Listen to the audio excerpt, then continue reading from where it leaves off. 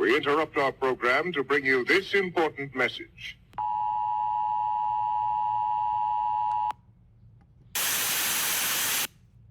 I'm back. Anywhere you meet me, guaranteed to go down. I like the way you ride with that booty on me. It's going down. Go down while you looking lonely. It's going down. Come around and it's all on me. Anywhere you meet me, guaranteed to go down. So, new year, new intro. Let's get it. I'm not so sure if I'm going to promise to be a brand new me this year, but my reactions are going to be a lot differently. I'm not going to be doing the most. I'm not going to be doing above and beyond, and I'm going to stay in my lane. That is how 2026 is going to be from here out. Either roll with me or I'm going to roll over you or around you. Whichever is easier. Okay, she headed to the dance floor and she slowly started popping it. Song like my wrist piece, everybody got to watching it. Girl, you got that secret treasure, I'm gon' put a lock on it. Don't care what they say, I would be stupid if we not on it. Watch me flex.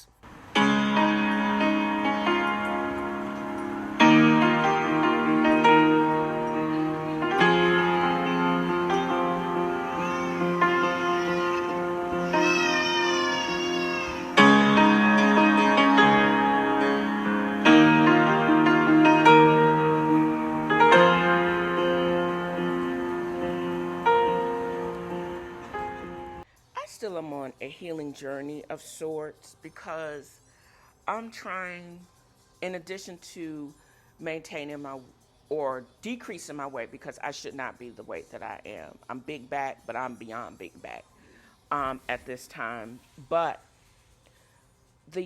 my reality is I am trying to find natural ways to decrease my inflammation.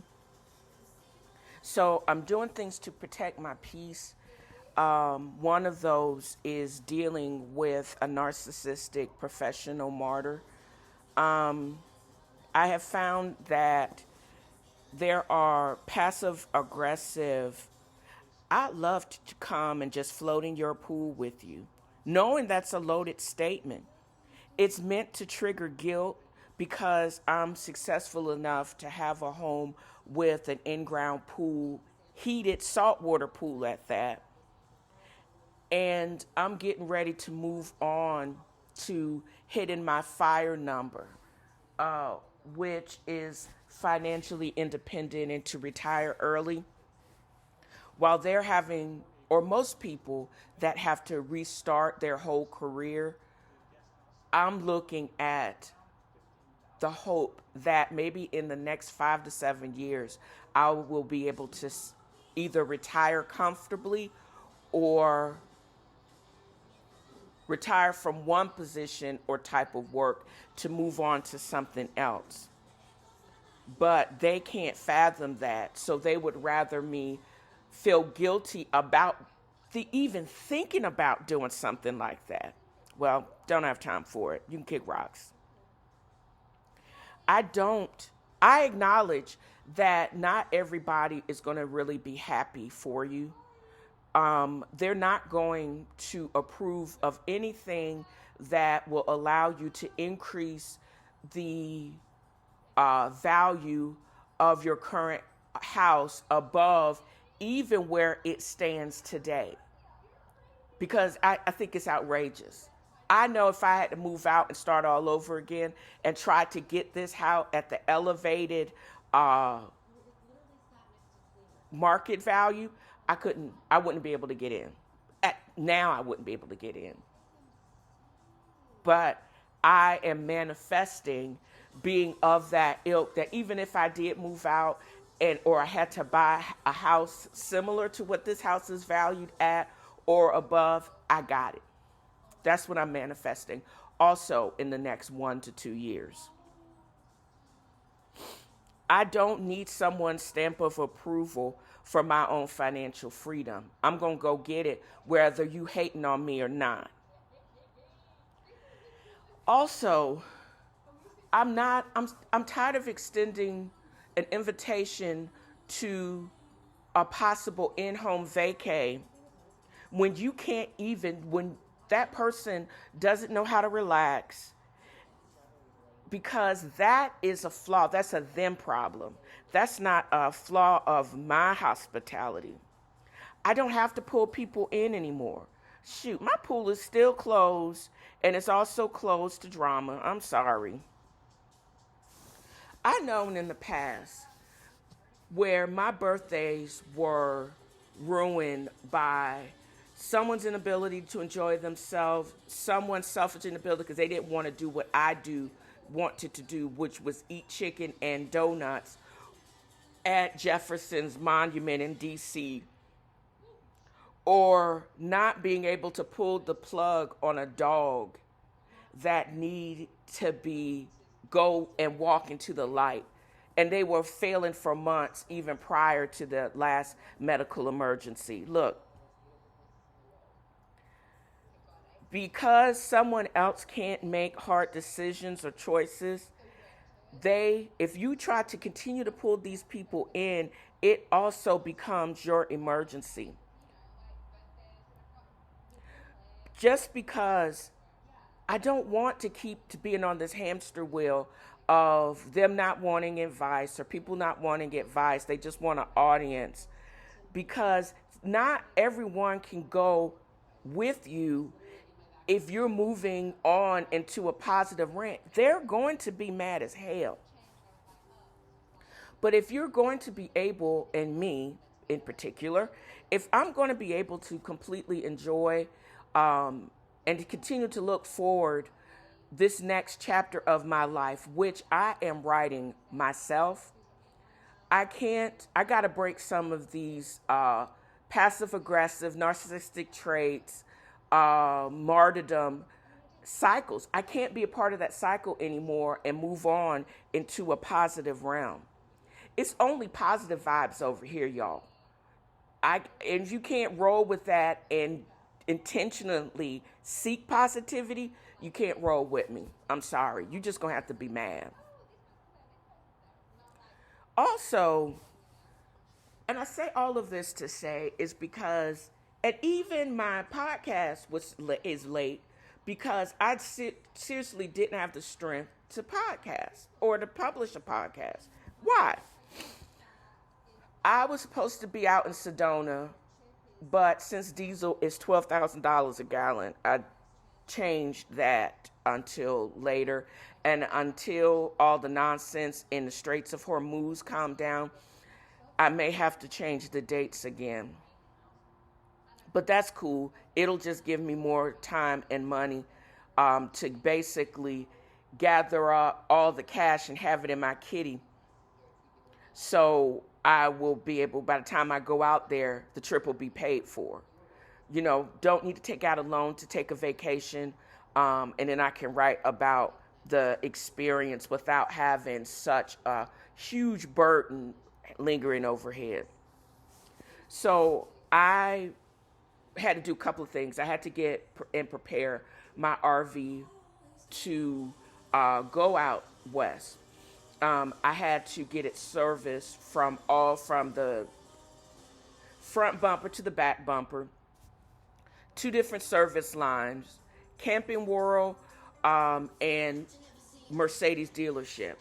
The engine on my 2017 Synergy is a 2016 Sprinter engine. There are no authorized Mercedes dealership with the lift equipment to be able to take care of that here in Chattanooga. So I have to drive it up to the dealership in Knoxville. Cool. There's a KOA Sweetwater, didn't disappoint. But the rest of the preparatory work to go out on the RV is hard, because a couple of things have transitioned from the last time that I actually went camping. Even though I'm kind of high risk because my mother died of metastatic breast cancer at 48, I've had several aunts die of ovarian cancer. My grandmother died of colon cancer. I've had extended genetic testing I'm BRCA1 and 2 negative, and I have no other anomalies as far as my genetic code, that as far as I've been tested so far. And I'm also still getting just screening breast MRIs, which in itself is expensive, but the last one that I just had last week was negative. I say all of those things to say is I am completely off hormonal replacement therapy. And I transitioned to using the Black Girl vitamins, menopause, which, if I'm still and perfectly honest, has been extremely helpful in the 8 months since I've been off of HRT. But the reality is, in this nice and warm April, I still wasn't prepared for the full body crash that presented when I drove out to Sweetwater.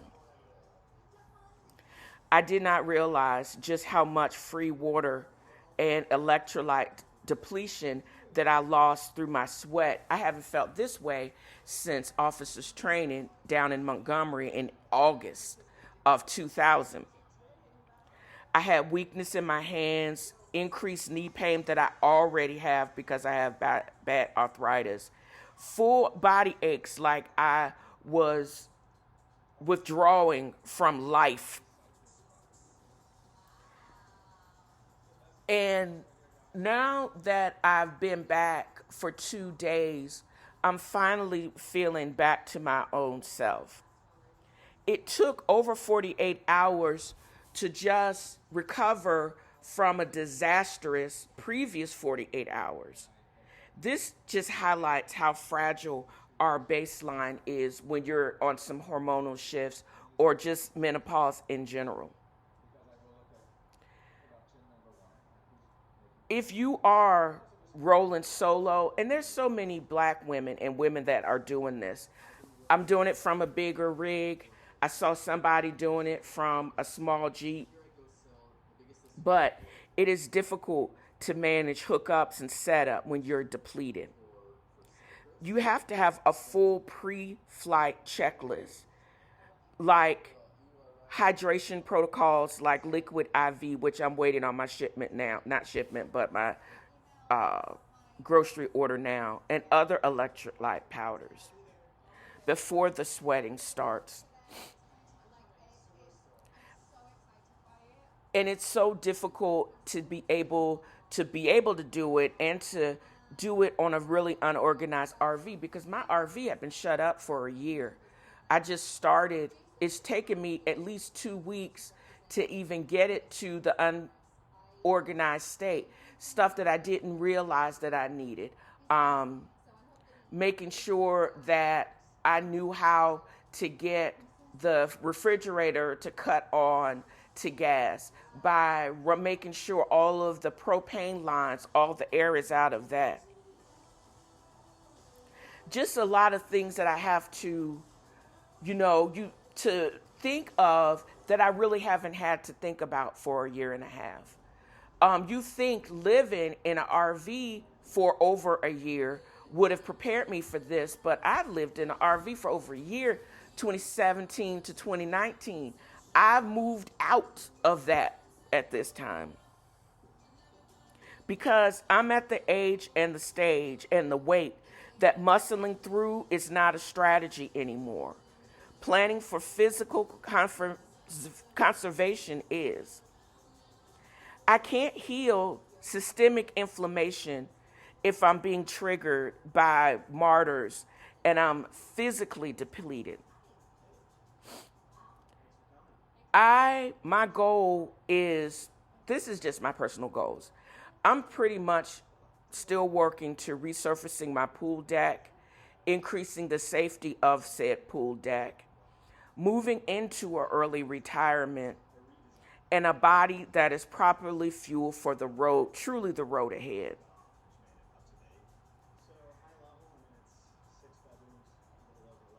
I'm trying to move away from a state of reactive survival to a proactive planning, because tomorrow I'm getting ready to go out to Harrison Bay, one of my favorite places in the world. It proves that a state can actually have a state park and it can still be really dope luxury.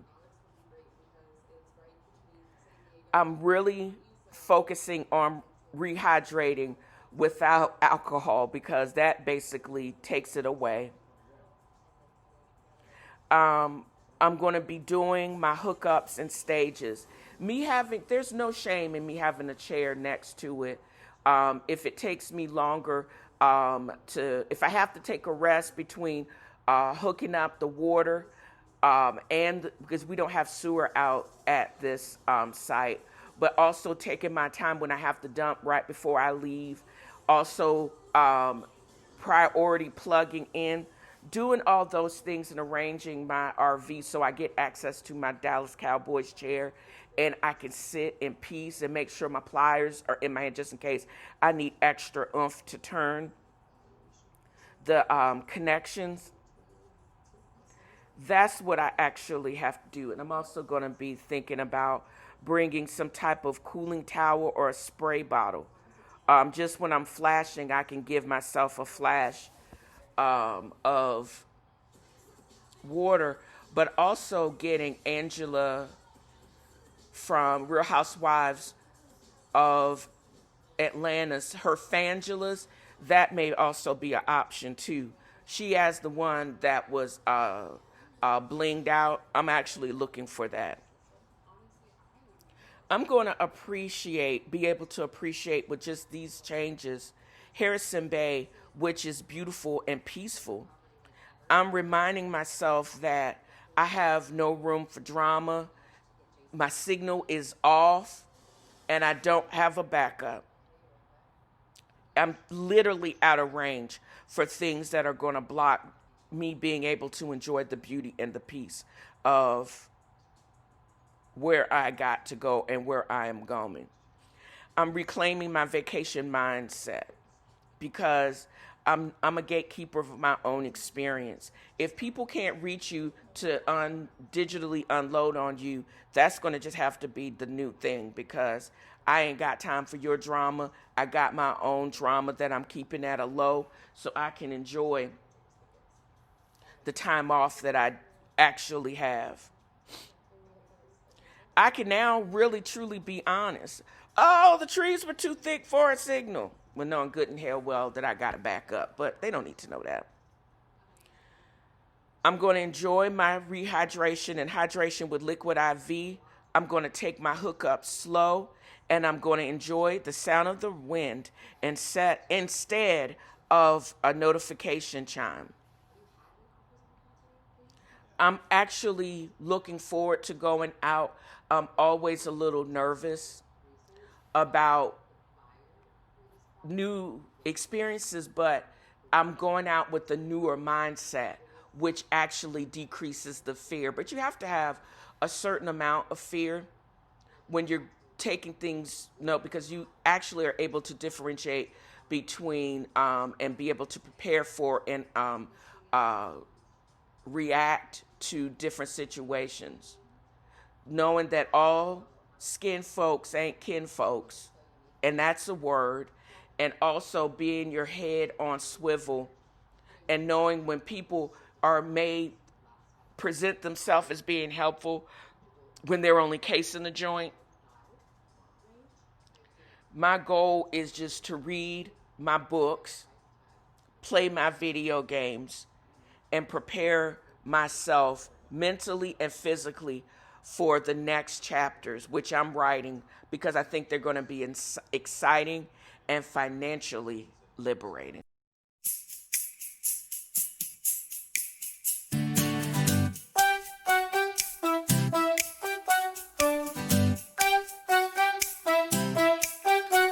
Slow down the morning, speed up the soul. A world of flavor delivered whole. FB Roasters, your perfect cup, just a click away. online on time, oh so bold. Slow down the morning, speed up the soul. A world of flavor delivered whole. FB Roasters, your perfect cup, just a click away. A world of flavor delivered whole. FB Roasters, your perfect cup, just a click away.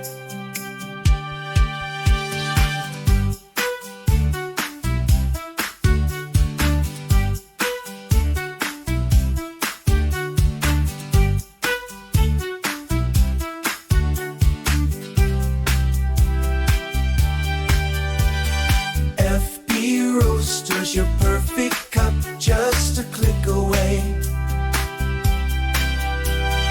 FB Roasters, your perfect cup, just a click away.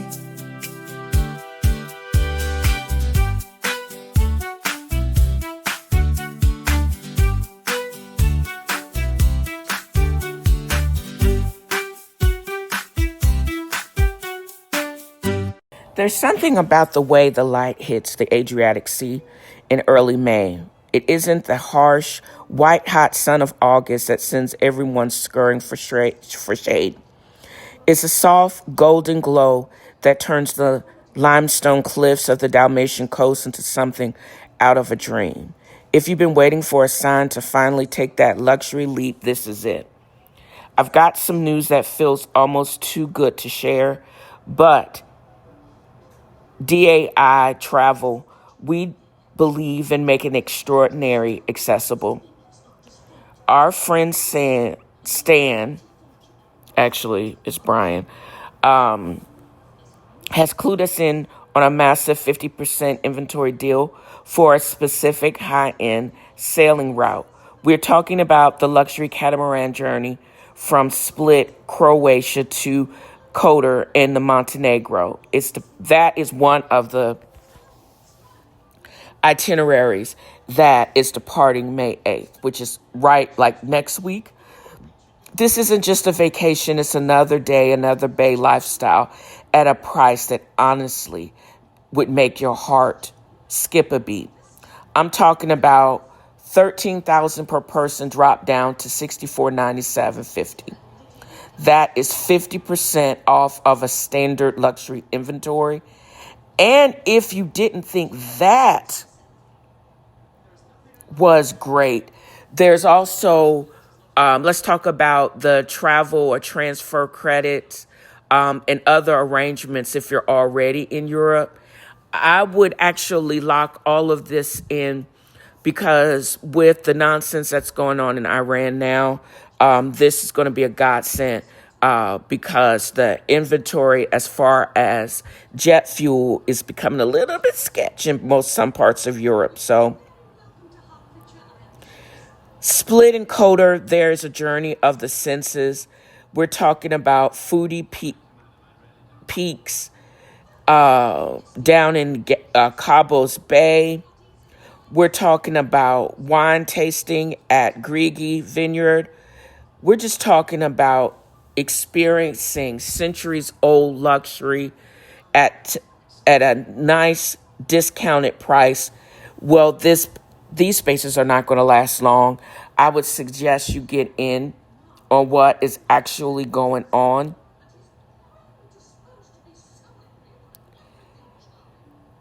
Let's talk about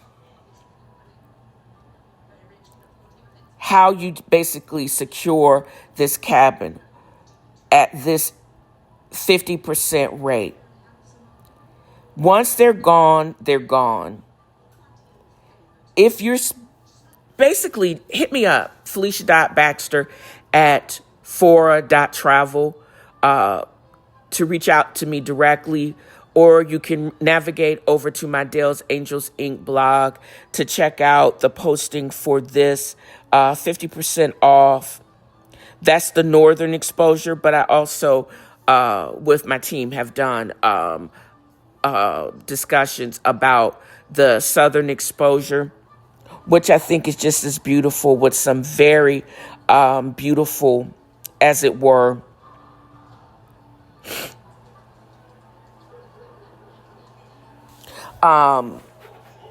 visuals to just basically demonstrate what actually is going on in the Adriatic in the upcoming weeks. And, granted, if I had the time off and I wasn't basically financing this next travel rich, driving rich chapter of my life, I would have actually booked it, and then y'all would have not actually been able to access this.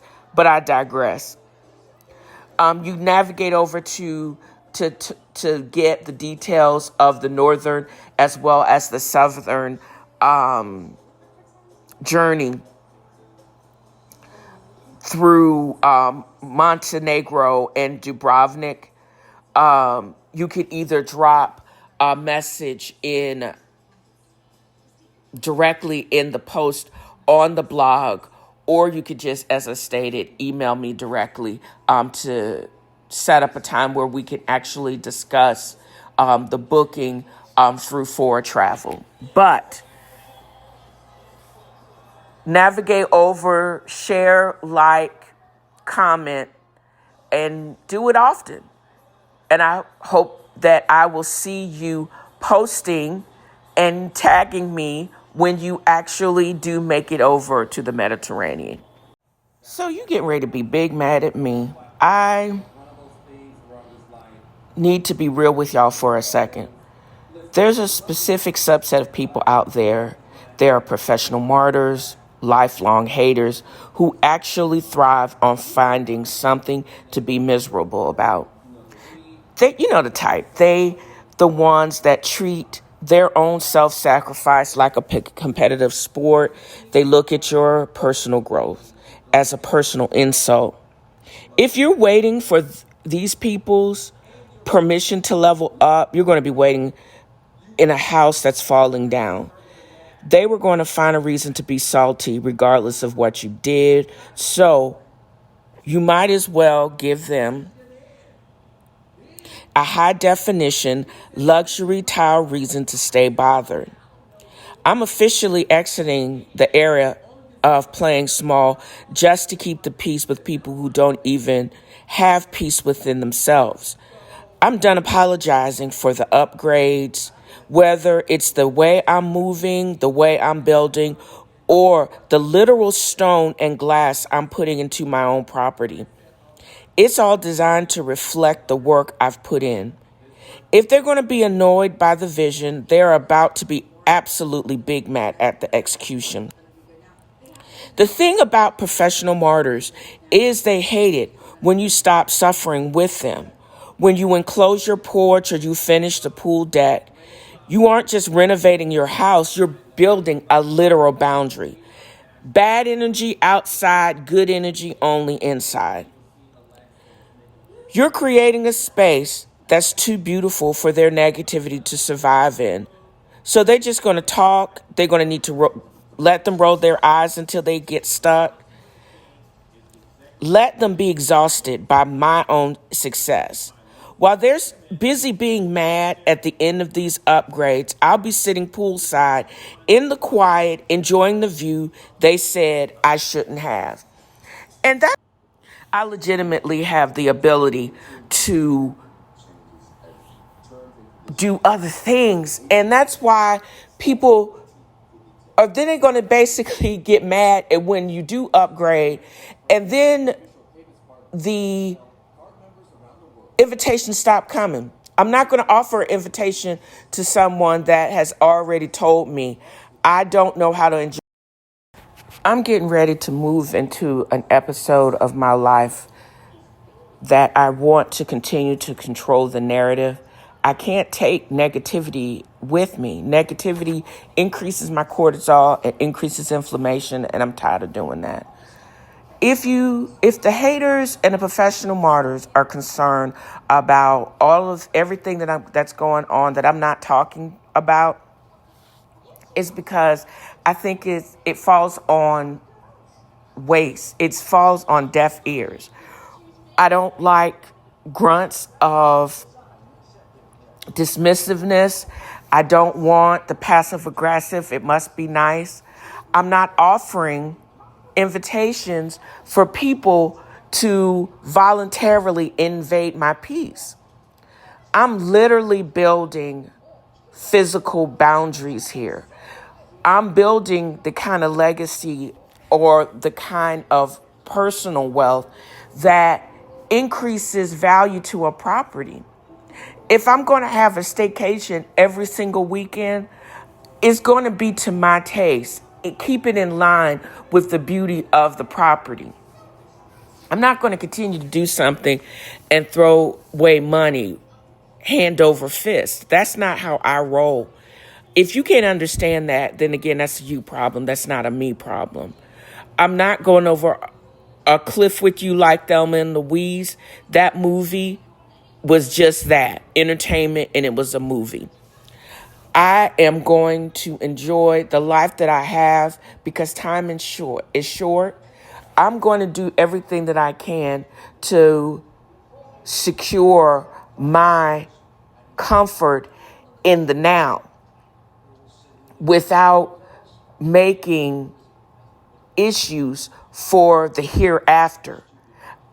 I will do what I can do to have a positive hereafter. I know where all of my wealth and my blessings come from. I'll never lose sight of that. I'm just not into this continuing to suffer to have a little bit of happiness here. Because when you are always in pain or when you always are tired, you can't even come up with ways to or enjoy your blessings because you miss the point. Because you can't focus on what and respond to positively those things that could actually get into your blessings. What if you find out that your blessing is right where you are and you missed it all looking for something that was not really meant for you? What if your delusion is keeping you from what your true blessing is and being able to compound that and extend that? I don't get professional martyrs.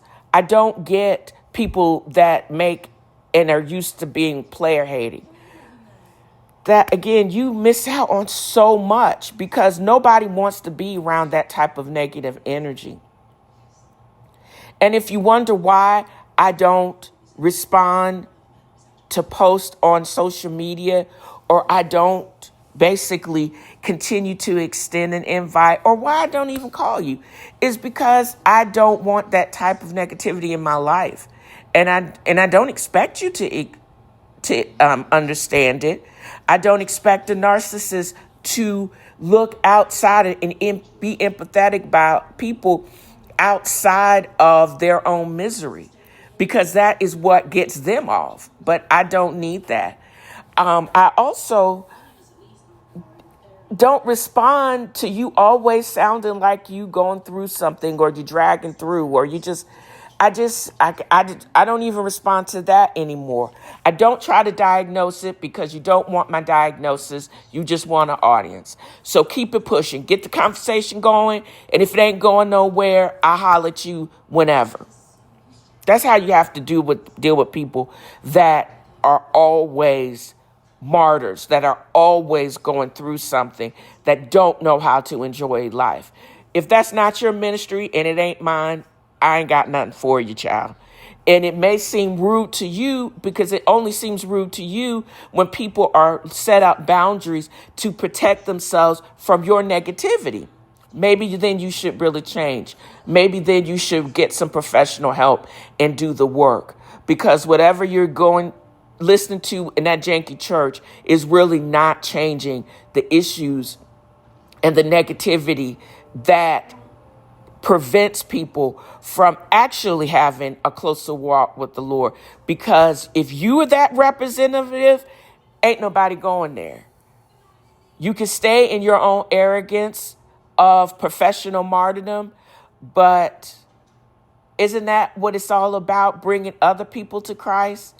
and you live in that example. But if they always see you on the struggle bus, what is the point? That's like a blasphemy, or a bastardization of what it truly means to walk in the light in Christianity. It has to be better than your martyrdom. It has to be better than your era of depression. And you wonder why people don't recognize and don't respect you for what you are purporting that you think in your mind that you are. Because if they legit got that vibe, they wouldn't try and to be negative and to be nasty. They're detecting. People detect. People, game recognizes game. And they're recognizing that you think you are all that, but you really aren't, because you really aren't all that. And I get it. But if you really are recognized, they're going to see a light. But if all they depict is depression and rot and fatigue, it comes off just like the smell of the rot of power. It gives off a smell. The desperation and depression also has an odor. And you think about that. The time you can take many, many showers, but depression, self-doubt, and just a heaviness also has a cloud that nobody wants to be around. Do the work. That's all I can tell you to do. Do the work and figure out why it is you think you have to suffer, why it is you don't know how to be happy, and why are you accepting suffering as a part of life when that is not it. Butterfly in the sky, I can go twice as high. So take a look, it's in a book, a reading rainbow. I can go anywhere. Where's to know and where's to grow, a temporal rainbow. I can be anything. So take a look, it's in a book, a temporal rainbow. A temporal rainbow. A temporal rainbow. OMG, I'm finally at the end of Federation. And it's not like it's a bad read. It's just a long and detailed read. I finally got to the final acts. And hopefully I will give it justice by discussing some of the final themes in a coherent way that makes it a great read. And a couple of things. Evidently right around the time that this book dropped, a few years prior to that, Generations, also the movie had dropped. What I find enriching and just kind of cool was that the singularity, all of those things took on a newer, and also I just realized Generations had James T. Kirk and Picard actually in those movies at different instances, but both of them also were present and confirmed in this series. It was like they were all on the same trajectory, and that trajectory was saving the Federation. But the Andrick Thorson, and I forgot because I did see him in Ojai, the character that was going to use the weapon to get back into the singularity, that was his one obsession, and he didn't care. He was going to destroy worlds just to get the singularity into the trajectory so he could get back to it. It was wild, but I digress. This one, with his Ahab obsession to kill Zephyr Cochrane, was Andrik Thorson. He was the leader of the Optimum movement, and his obsession with the white whale, Zephyr Cochrane, transforms from just a political pursuit to a multi-century vendetta fueled by pure hatred. There was a massacre at the Ad Astra laboratory where the murder of Cochrane's inner circle, just pure vengeance. Then his wife, then his students. It was just a tactical move attempted to strip Cochrane of his humanity and any reason to keep living. But Cochrane first flees Earth, and then he ends up on in the Gamma Canaris, where he encounters the companion, the energy that sustains life and restores his youth, and he goes on and has the happiness. Thorson, on the other hand, was sustained by the Gregarar, and they trade his humanity to keep him going like a defective Borg, just so he can hunt down Zephyr Cochrane for a bomb that doesn't exist. Thorson's survival over hundreds of years is just fueled by the same philosophy that sparks World War III, the belief in human purity and the rejection of alien or other, but he uses the alien and other to prolong his life to get back to his obsession. The encounter with Kirk in the 23rd century is Thorson, calling himself Colonel, attempts to intercept Cochrane at the moment the Enterprise discovers him. He views Cochrane as a traitor to the human race for bonding with the companion. Kirk must defend the miracle of Cochrane's new life against Thorson's ancient rigid malice. But when you just are pure hate, just like being a narcissist or a professional martyr, you're just going to lean into that hate. By the 24th century, Thorson has survived through various life extension technology, becoming a literal ghost of the past. Then it just doesn't take him. He doesn't just want to destroy Cochrane. He wants to destroy the Federation because the cooperation of the Federation is a direct counterpoint to his optimist view, because he thinks that the Federation can't exist because he says it can't exist. He has to destroy it. Humans of the nth of evil will destroy what they don't understand, even though it's the best for everyone. The nature of hate. This is where Reeve Stavins, the authors of the book, illustrate by using Thorson's.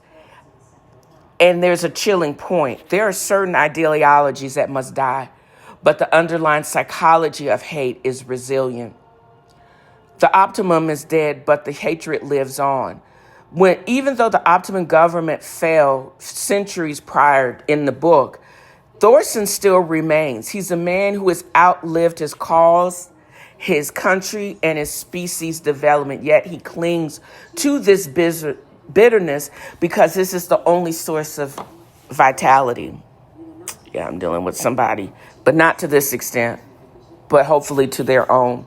And if you set up boundaries, or force fields, you can block this type of lemon going over the edge mentality. This book serves as a warning that progress, like the warp drive of the Federation, doesn't automatically erase the human impulse towards tribalism and obsession. Thorson represents the eternal reactionary Someone so focused on perceived past grievance that they're willing to burn the entire future to satisfy a personal vendetta. Case in point, the felon at large trying to destroy everything from a president that has not been in office since 2015. It's wild. 21st century Thorson is a dictator. The goal was to control warp technology and kill Cochrane's family. Outcome, success in murder, but Cochrane escapes. The 23rd century, he's a saboteur. Killed Cochrane for polluting humanity with a companion. Thwarted by Kirk, his hate is sustained. 24th century, a shadowy architect. You destroyed the Federation as Cochrane's legacy. Defeated by Picard, Cochrane's vision of unity prevails. The passion element is basically inverted. If Cochrane is like, I basically came up with this while I was writing about Earth savior-like figures in the Star Trek anthologies during Easter. Because Cochrane is the Christ figure who offers salvation, Thorson is the adversary who refuses to let the past die, proving that while love is eternal, obsessive hate can be just as enduring if it's not actively confronted. Andric Thorson's pursuit of Zephyr Cochrane is a chilling blend of both the Ahab and white whale narrative of obsession and pursuit of the infinite bomb. And these motivations are intertwined to fuel his centuries-long hunt. Thorson's hatred for Cochrane is deeply personal and psychological. To Thorson, Cochrane is the one who got away, the man who defied the Optimum's control, and in doing so became the catalyst for the future Thorson despised. Every year the Federation survives and thrives, it serves as a reminder of Thorson's failure to stop Cochrane in the 21st century. Much like Captain Ahab in Moby Dick, Thorson is willing to sacrifice everything, his humanity, his lifespan, even the planet Earth, to finally strike down the mast and destroy Cochrane. He doesn't just want Cochrane dead, he wants Cochrane to admit he's wrong. And he'll never get that because he wasn't. If you can warp space-time, you can theoretically create a weapon that bypasses all traditional defenses.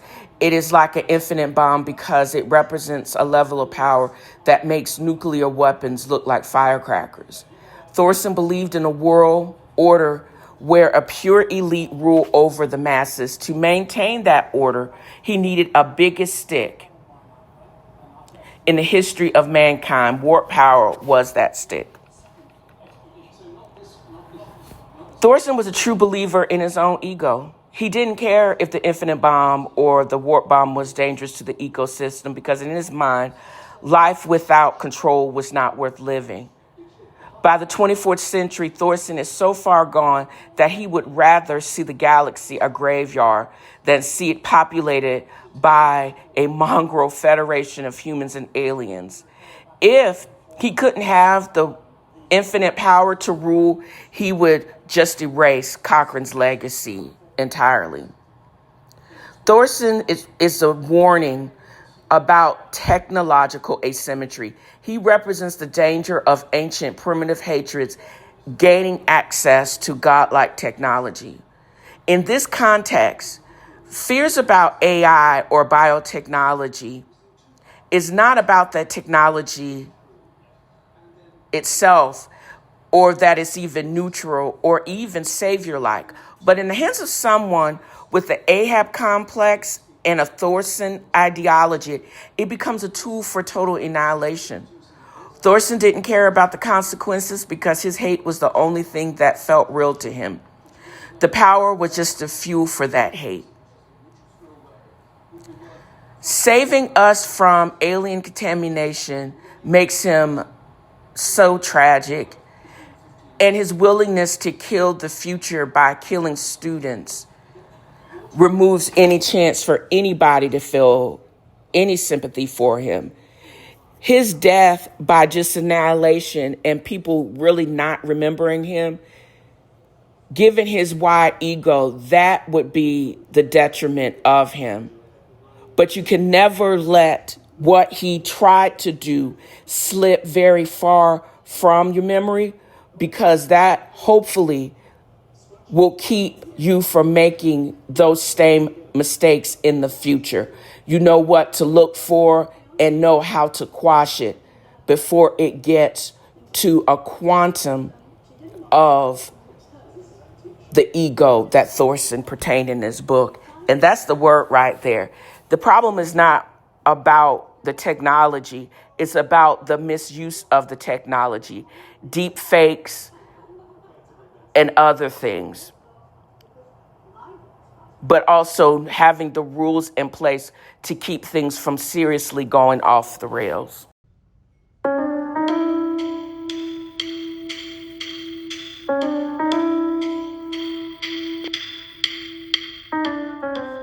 My apologies to Henry Mancini, but a riff on the Pink Panther theme is in alignment with a podcast segment dedicated to a fictional PI and all about true crime, or fictional crime in this case.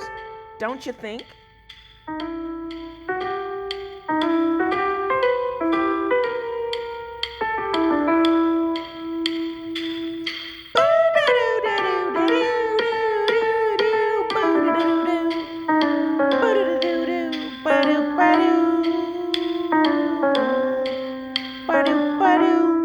People still are moving crazy on WhatsApp, but evidently they do. Why? And why would someone think Eric MF and Benet would be sliding into my DMs or anybody's DMs on WhatsApp or otherwise? I was sitting chilling a few days ago, drinking coffee. I was checking on a performance of one of my latest uploads for my Sedona track to TikTok, when suddenly I get a notification about the R&B Eric Benet. First, it was who I thought was his fan page was now following me. And so I was like, cool, because I like to watch his rants. And he was talking about the previous one clip. He was talking about his family was talking to him about going off and cussing out the current administration, etc. So when that page DM'd me, I basically said, I'm going to call, I think in one of the comments is in response was, and this is why I don't respond, that I'm going to actually start calling him Fresh Outer because of how his mouth is slick and it's hilarious what he talks about. But I was cool until he asked me where I actually am from. And then he went into, well, let's take our discussion to WhatsApp for a private chat. Wait a minute, bro. I'm a realist. And my first instinct, I wasn't going to smooth. And I'm like, do you really think I'm this stupid? First, I want you to check my credentials. You will see that I've graduated from the University of Reality TV. I've watched every episode, literally every imagination of 90 Day Fiancé. I have seen Neve Schulman and Cammie Crawford track down supermodels who turn out to be bored teenagers in a whole different hemisphere. I've seen red flags. I've seen the green screens, and my camera is broken. Excuses. So when Eric, quote unquote, hit me up, I didn't reach for my perfume. I reached for the report button. But first, I had to have a little fun dragging this low budget production, because that's what I do. I'm going to get the screenshots and the receipts, and before I hit block and report, block and delete. You know what I'm saying? This is what killed me. How they basically created a similar image of Eric Benet, but they captured and downloaded videos when those videos were just in the hundreds. And the group, even though he says this is a group, it was only him and I could name the group. Lazy. All of these things were lazy.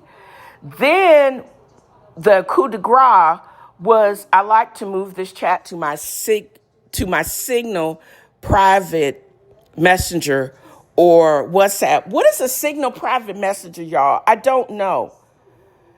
First, your account is not verified when the actual Eric Benet is. Eric Benet is a globally recognized artist with that blue check mark that's actually sanctioned on the platform. The not Eric Benet was not. Why would he need to create a private fan account to reach out to his supporters? Talented, still kind of handsome, and he's actually hanging out with his actual family in real life. The TikTok impersonator is operating on a budget thinner than 1 ply toilet paper. The profile is a mismatch of stolen press photos and a bio that reads like it was put together from the scammer's handbook.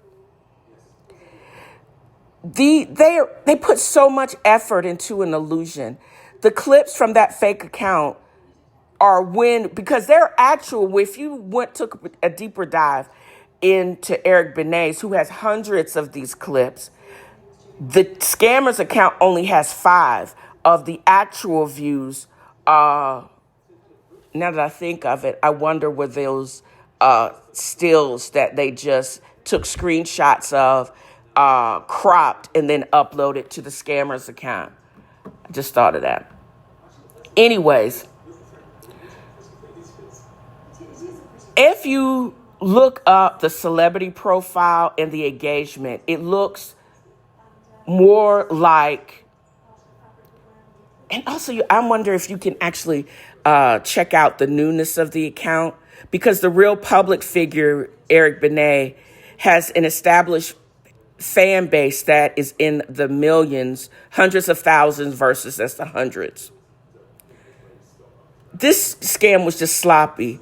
They steal the photos, copy the name, toss together a bargain bin bio, and they forget that the numbers tell the stories. Views matter, engagement matter.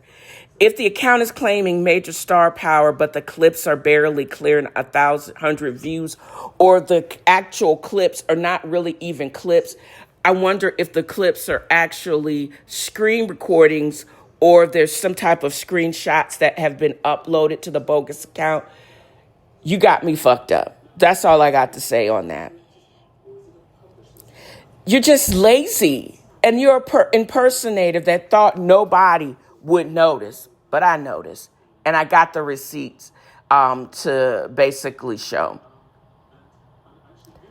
Scammers love WhatsApp for one reason. It moves you away from the safety protocols of the original platform. TikTok has filters and moderators that will sometimes get your behind and dox you. If a scammer gets reported on TikTok, their account gets nuked. And I'm hoping I will never see this account again, because right after I grabbed my screenshots, I did report it as a scam. But if they lure you off of the platform and onto WhatsApp, they can hide behind end-to-end encryption. It's the digital equivalent of a secondary location. And if I've learned anything from my true crime podcast, is that you never let them take you to a secondary location. This fake Eric wasn't looking for a deep dive into the nuances of a day in a life. He was setting the stage. In the world of catfish, this was love bombing phase. They tell you you're special and that they've been watching your profile, that they just need someone to talk to that is real because fame is just so heavy. Give me a break. Eric Benet has a Grammy-nominated discography. He isn't looking for emotional labor from a stranger on TikTok between sets. I am not the right skin tone or probably the size because I'm an unrepentant big back that I know I'm not his type. And it's cool. I may or may not still listen to his music, but he ain't checking for me on TikTok. And this is my 90-day fiance logic, if I've learned anything from watching David spend thousands of dollars on Alana only to realize he was talking to a chat box in a windowless office, it's that desperation is the currency for these predators. They count on the fact that you want it to be true. They want you to believe that out of billions of people, a celebrity decided my TikTok comment about a latte was so profound that they needed my personal phone number. In the reality TV world, we call this the delusion. We see it with the Caesars and the Maria. And we've seen it with every person who thinks they're dating a general in the U.S. Army who just happens to need $5,000 in Bitcoin to get his luggage out of customs. Let's be clear. The real Eric Benet is not asking for cash. He's not asking for crypto. He's not asking you to invest in his new secret album produced by a confidential tech mogul. If the R&B singer is in my DMs talking about blockchain opportunities or emergency fan club fees, it's time to exit the chat. I talk about authenticity all the time. It's one of the core values of Dale's Angels, Inc. Whether I'm talking about FB Roasters blend of unique coffees or the itineraries we curate through DEI travel services, we believe in the real thing. These scammers thrive because the big data monopolies, the platform we spend hours on, often prioritize engagement over human safety. A bot account that generates thousands of likes and DMs looks good on a quarterly earnings report, even if that account is being used to fleece people out of their hard-earned money. We choose to push back against the fake engagement. We rather have a small, dedicated community of real-life humans who know the difference between a real connection and a WhatsApp mirage. In a world of deep fakes and AI-generated R&B stars, being a lifestyle realist is a superpower. It means looking at data, checking the verification, and trusting your gut when something feels off. This is a quick guide to check to see if the celebrity is really checking for you. They have to have that blue check. If they claim to be a public figure and don't have a verified badge, the account is fake. If they say, this is my private account, it's still a fake. Celebrity teams usually have people like me writing their copy. If Eric Benet is misspelling his own name or using phrases like kindly send me your WhatsApp's digits, it's a scammer, likely from a different time zone. The ass. Celebrities sell tickets, merchandise, and music. They don't sell private chat access via Steam cards or Ethereum. Take a screenshot of their profile picture and run it through Google. 99% of the time, you'll find the original source of the photo from a red carpet event 5 years ago. I love the internet for its ability to connect us to things we love, like finding that perfect Latin American blend or discovering a hidden gem of a hotel in the Sea Islands.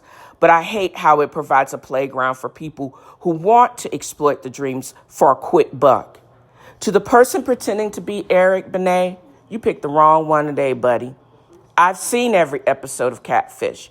I know the lighting, I know the scripts, and I know that the real Eric is far too busy being a legend worrying about my WhatsApp status.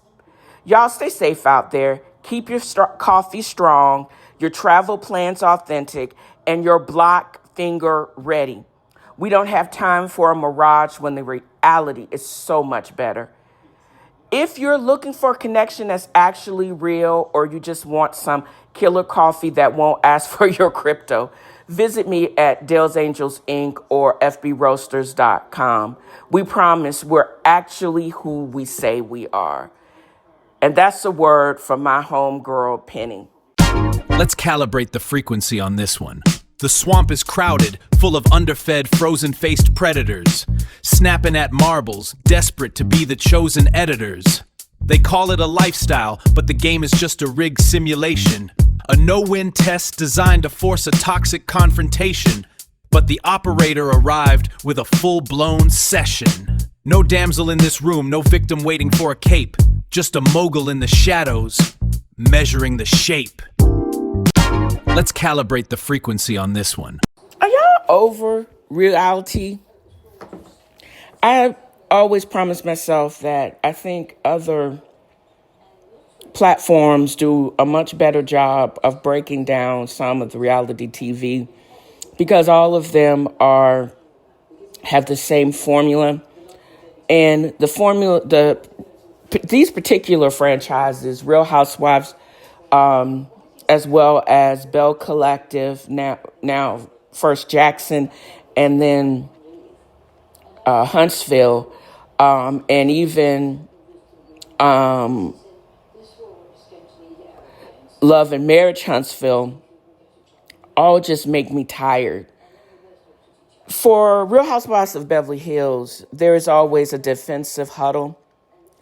The formula isn't about truth, it's about optics and protection.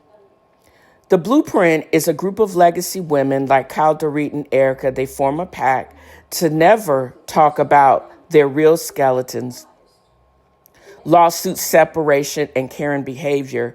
Instead, choose a sacrificial lamb to audit for the season.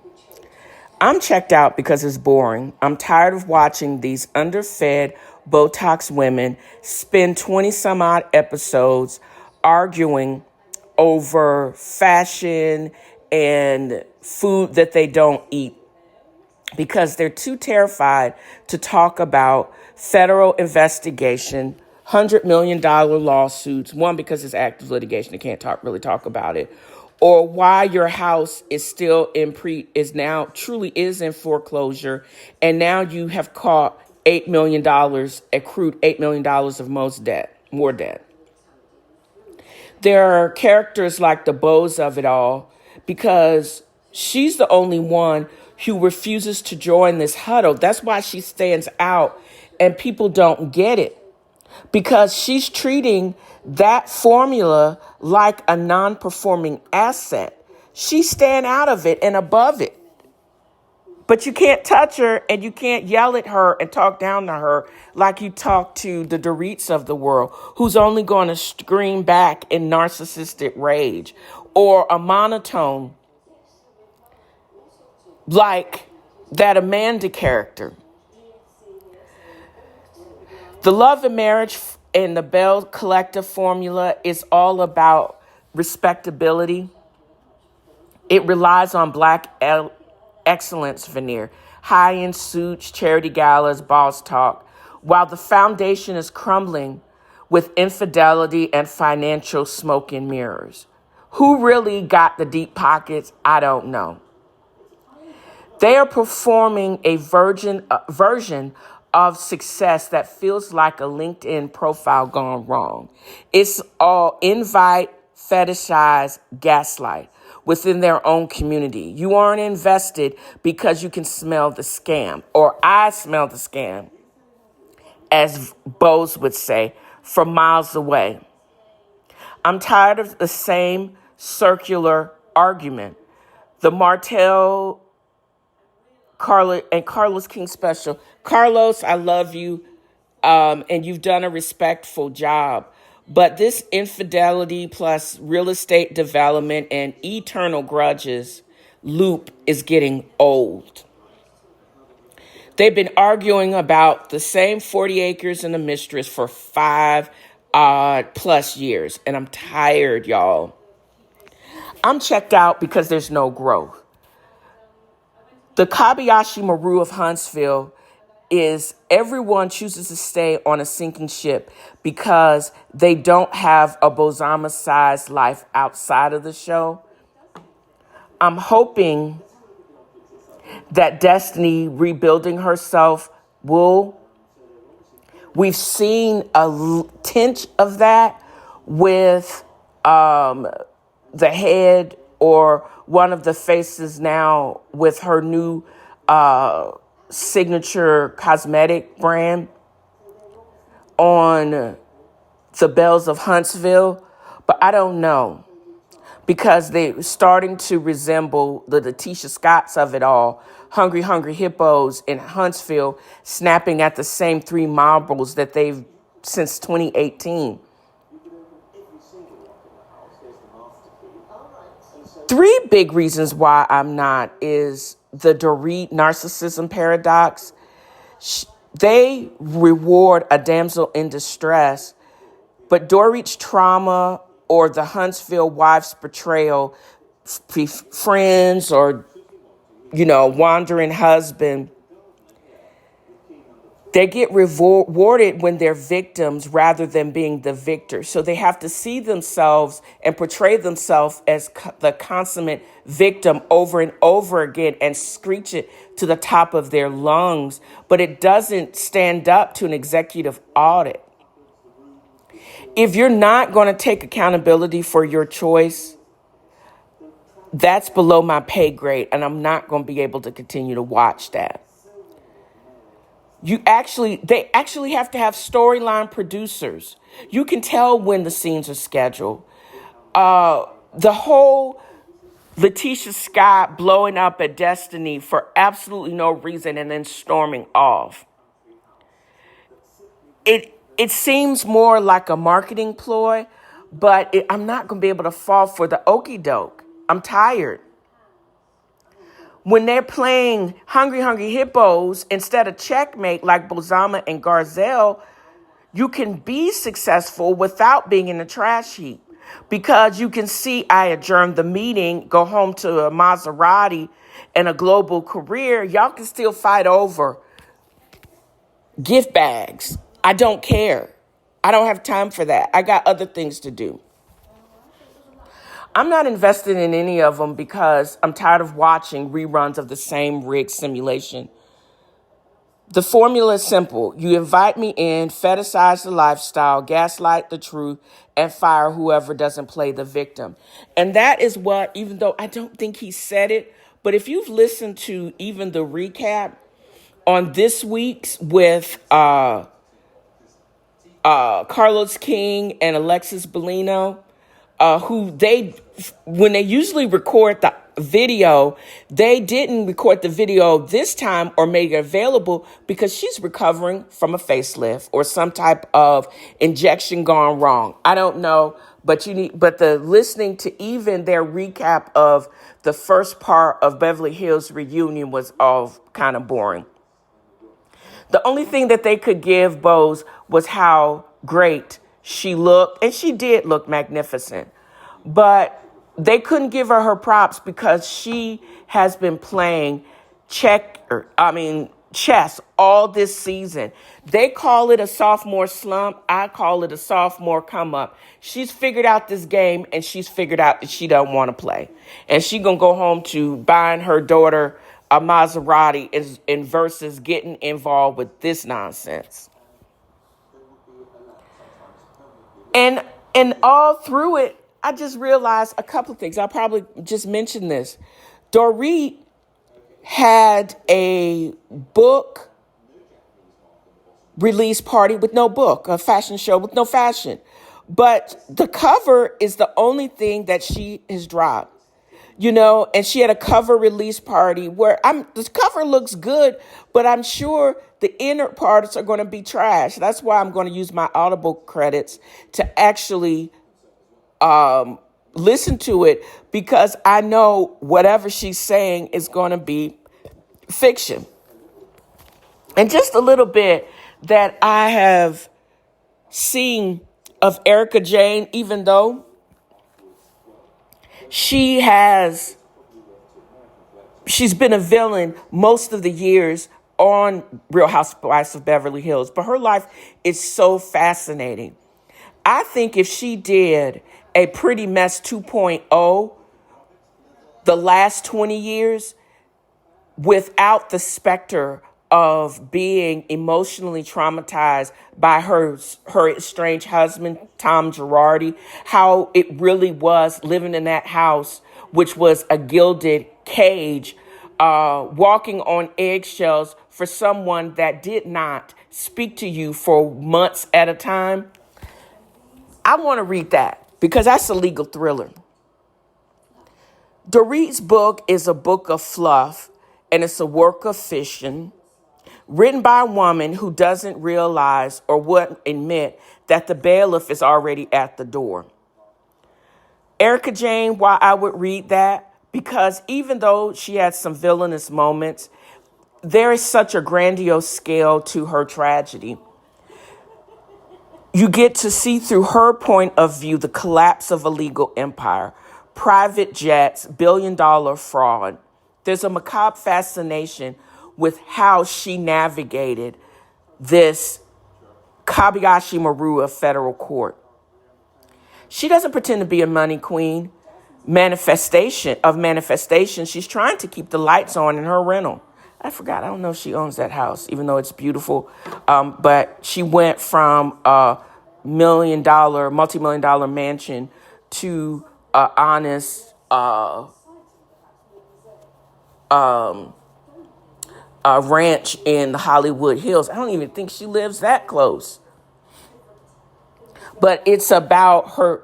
I think it would be more dark honesty in her survivalism that make for a better read than Dorit's Everything is Fine brochure. Why is my AI so shady? Dorit's narcissism is terrifying because it's so disconnected from reality. She has that foreclosure. She has an $8 million in debt between PK's legal issues and their lifestyle spending. And yet she still is dropping $4,000 in a store, and she can't seem to understand why everybody is so scared for her. Why isn't she shoring up her financial battles when she's about to go in this type of debt? Maybe because four bands is a drop in the bucket when you owe 8 million. I don't know. She's just at the beginning of this nonsense too. We're only seeing the pre-show. We got a $800,000 for pre-foreclosure is that first domino. And she's so self-absorbed, she believes her social currency, being a housewife, will protect her from the financial liabilities. She thinks if she can stay in the damsel in distress, a fan, a producer, a Captain Save-A-Ho in the form of an 18th century Darcy is going to come swooping in to pay her bill. The gag is she's the only person on the planet that could be that far in the hole and still argue about the aesthetic of a villa in Tuscany. And I'm wondering what she is so outside of from the fashion world. Where was she talked about, and was she as big as Rachel Zoe of it all? Or she basically did try and drop the ball? Because she said she gave up everything to do this, but for what? And she's still $8 million in the hole. But Bose is sharing her IVF journey and buying her daughter a Maserati with old tech money that's not even dependent upon the little check she's getting from Real Housewives of Beverly Hills. Her story is real, it feels grounded, and it's earned. Dorit is sharing a trauma journey while her house is literally being taken by the bank. Bose is the executive summary of success, while the other is a bankruptcy filing disguised as a fashion magazine or a book from a fashionista. If I'm going to read a book about a downfall, give me the Girardi Files. At least Erica Jane knows she's in a fight for her life. But Dorit, that book would be just pure fiction, and I don't care. And I'm glad I would only have to pay pennies just to listen to it instead of the chore of trying to read that nonsense. I don't want to hear about etiquette and style from somebody that is being foreclosed on and 8 million large in debt. That's a level of narcissism that has officially reached the point of no return. She isn't just too much. She's financially insolvent, but ego-saturated. While Bose is auditing the room, Dorit is auditing her own reflection, oblivious to the fact that the bank already owns the mirror. She wants an audience, but all she's going to get is a performance review by a debt collector. Checkmate, bitch. Adjourn. Why I would actually watch and listen to Pretty Mess Part 2, the Girardi Files, is because it would be a true case study in survival. This would be the story of the Kobayashi Maru of the legal world, about frozen assets, about $200,000 earrings being snatched back by a trustee, and the Ice Queen melting under the heat of federal investigators. Erica isn't pretending it's 2015 anymore. She knows the private planes are gone. There is no dark ROI in the reading how she managed to stay on the show while her life was being liquidated. It is the actual epilogue of a corporate collapse. The Dorit novella would be 200 pages of Dorit, or I think it would be 200 pages of Dorit explaining why an $800,000 foreclosure was actually a strategic real estate pivot, and how the $8 million in debt is just creative accounting for her next line of bridal wear. Nah, girl, you crazy. Because she said it as, he said he's going to take care of it, and but do you know it's going to be pointed up to date? That's what the lady said. And then she says, well, no, I don't really know. But you get mad when Amanda basically said you outsourced your life to a man and now you in trouble. Girl, that was true because it hit home and it basically solidified the poor REIT narrative. And that's why you mad, because it's true. The gag is Dorit would spend more time describing the gold foil on the book cover than the actual math in the chapters. This damsel in distress narrative is being written by someone who's the architect of her own disaster. There is no return. Poor Reed is auditing her own memories to make herself look like a victim in a system she tried to scam. The reason the Poor Reed novella is a no-go is because this is narcissism at its worst. At least with Erica, I will be getting the fire stage of the downfall and the redemption, and she's shown growth. That's what I've seen in the last 2 to 3 seasons. I don't want her to see her rearrange the deck chairs on the Titanic while complaining that the ice is clashing with her outfit. She's in an $8 million hole as of last printing of Celebrity News or whatever. But she still wants to be the authority on luxury. It's a double bind. She needs us to believe she's rich to keep the brand alive, but she needs us to believe she's a victim to keep the debt collectors at bay. I think if you're start looking at my summer reading list, I'm reaching for more Pretty Mess Part 2 and give me all of those Girardi receipts, the stuff that they didn't say in the federal trials, and the Ice Queen fallout. We're seeing tidbits of that on the show. Her admitting to a DV situation with a former lover, and also the emotional and financial abuse that Erica Jane was subjected to with Tom Girardi. She's still going through the fallout, but she's looking damn good doing it. The Poor novella, yeah, I'm going to need to see more than a delusional manifesto. I would even want to read if Bose is planning that second part of her drama as a global mogul. Because the poor read of it all, nah, I'm good on that. Meeting adjourned. I will be reading something else.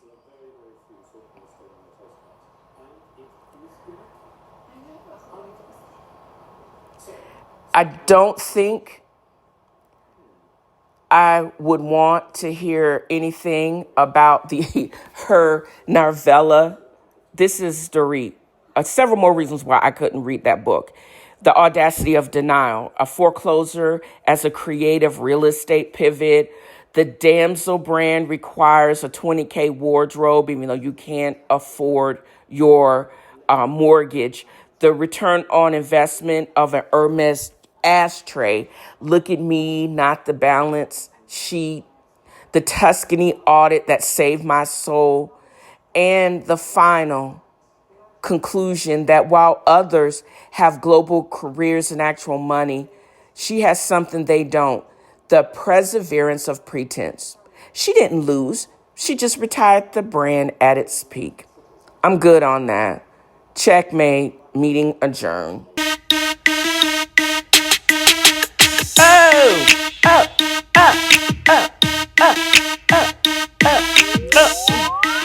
You can take the girl out of the hood, but you can't take hood music out the girl. But I'm going to end this with a word, just as I started this podcast. Do or do not do. There is no try. And that's a word from Yoda. I hope I have conveyed just how much fun I have had in creating this podcast. I've got my mojo back. Just set your intention or reset your intention. It could be daily if necessary. Mine is peace. No mental dumping over here. If I'm acting like I'm not listening, I'm probably not. I'm not your therapist. I'm not a therapist. Keep the crazy to yourself, child. You do you and leave me be. The sooner you figure that ish out, the happy you will be. So this is what I want to convey in this podcast. And that wraps another of FAFFO has a fro. Join me next time as I throw shade and point out the shade and simply have fun. Y'all have a great new year.